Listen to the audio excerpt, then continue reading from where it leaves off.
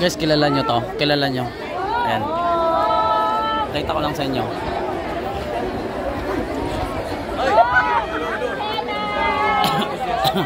Kilala nyo guys?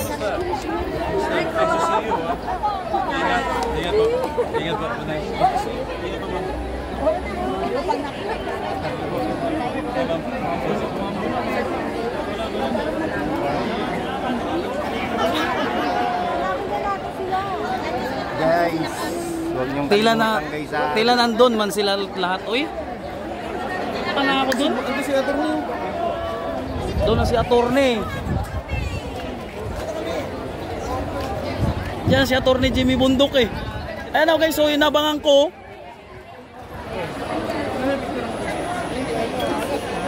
Hello! Hi!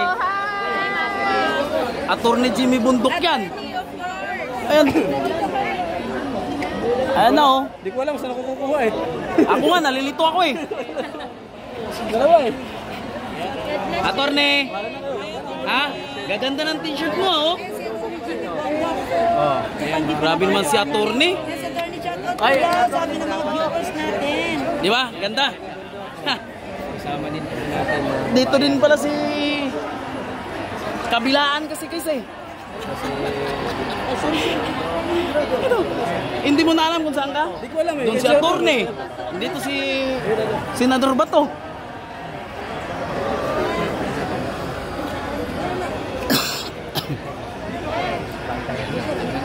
Ayan na, pinagkaguguluhan na guys. Lalo na itong pagka-kampanya guys. Hindi pa kasama si tatay niyan guys. Si tatay dyan. Ayan. Ayan, kami nagpapapicture.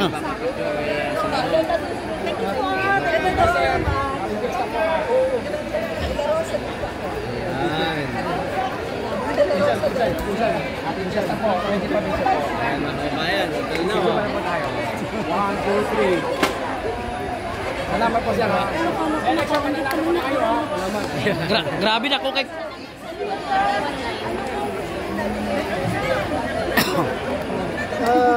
I pray that the Lord God will bless our campaign at He will make everyone safe. Malayo sa disgrasya dahil for biyahe yan. Sana healthy kami hanggang matapos namin yung campaign na at pinaka-importante pagpanunulin niya ako. Ang kay Lord, sana panunulin mo ako. After nito, Senator, saan po kayo po? Punta po kayo sa congregation ni Pastor? Yeah, mamaya doon kay Pastor Tibuloy, pupunta ako. And kay former President Duterte, sasamahan niyo po kayo sa siguro yung mga malalaking areas lang napupuntahan, ang malaking crowd, sasama siya. Pero not in the campaign dahil harap na, medyo magdag na, di ba? So, yun lang, yung siguro pick up at saka yung ano yung tawag doon, yung bago mag-eleksyon, waiting the advance. Yun siguro, tanto na kasama siya. How about Vice President Sara Duterte? Official po ba na support na naabot sa inyo? Moral support. Moral support. Thank you. Sir, may mensahe ka sa ating mga kababayan, sir? Oh, sa ating mga kababayan na first of all, kailangan magsimba muna tayo para lapit na kay Lord bago tayo gumawa ng mga hakbangin sa buhay. So, dapat gawin natin. Sir, okay lang ba itanong ko yung ano, yung kasi si Sandro Marcos yung unang pumirma sa impeachment ni VP Inday. Ano po reaksyon niya, sir? Well, karapatan niya yun. Congressman siya. He has to decide whatever he wish to do. So, kanya yun. Prerogative niya yun. Being a sitting congressman. So dun, sir, sa naging mensahe ni VP Inday na God save the Philippines.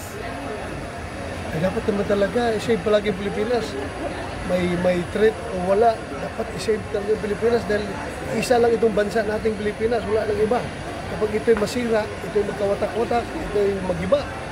Dahil sa whatever reason, ay wala na tayong bansa. Kailangan i-save natin ating bansa. Sir, nag-file sila Atty. Topacio ng kaso labang kay Speaker Romualdez. Ano pong reaction niyo, sir? Well, karapatan yan ng lahat na agrabyado. Karapatan niya yung pumunta sa korte. So, wala pong problema doon. Ito na, sir, ano po yung mga ipapangako niyo sa ating mga kababayan bilang re-electionist po? Mangako ako na, ano gusto mong pangako? Tokhang na naman, sir. Gawin kong tag 20 ang kilo ng bigas. Hindi ko kaya. Hindi ko kaya yung pangako yan. Hindi kaya yan. Hindi kaya yung pangako yan. Hindi kaya yan. Hindi kaya. Hindi kaya. Sige. Okay. Salamat ha. Thank you, sir. Sir, salamat kayo, sir. Salamat, mama. Thank you kayo. Ayan. Saan si Atty. Jimmy? Lumabas na? Andun na ata sa labas. Ayaw pa interview eh. Ayan o. Kuya! Kuya, salamat ha!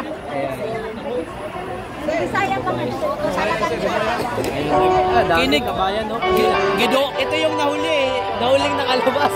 Gidomog sa mga kababayan. Ayan. Gidomog sa iyang mga kababayan, si Senador Bato. Ayan.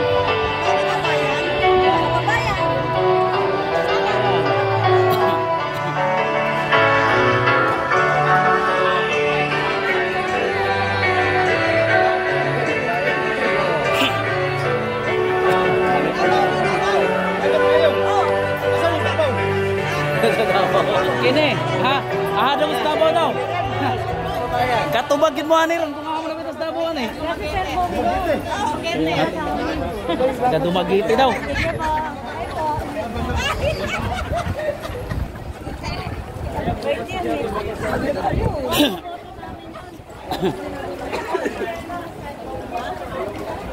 Pag sign off ka kamo si Senador, wag grabe ka dako. Ano ba yan?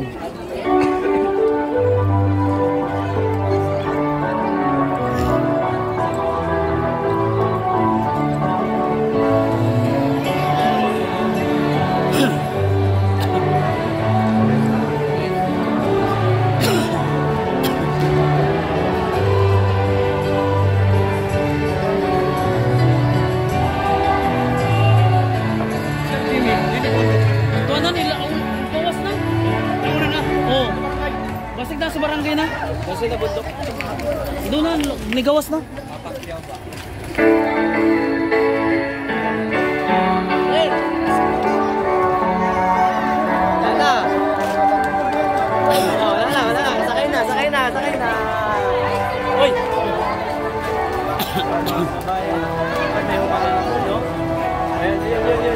Bay. Kukunin nyo, bay.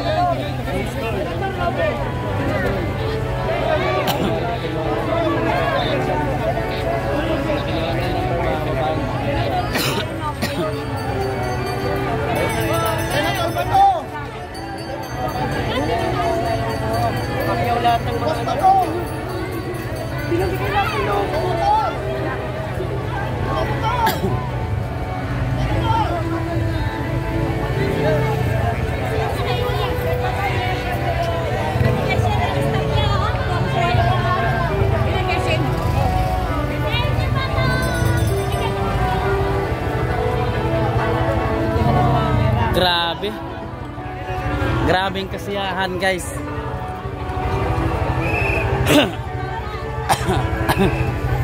Ayan, Miss A, shoutout po sa'yo. Maraming salamat sa lahat na nandyan. Kinuha yung number. Dapat kinuha mo yung number ko eh.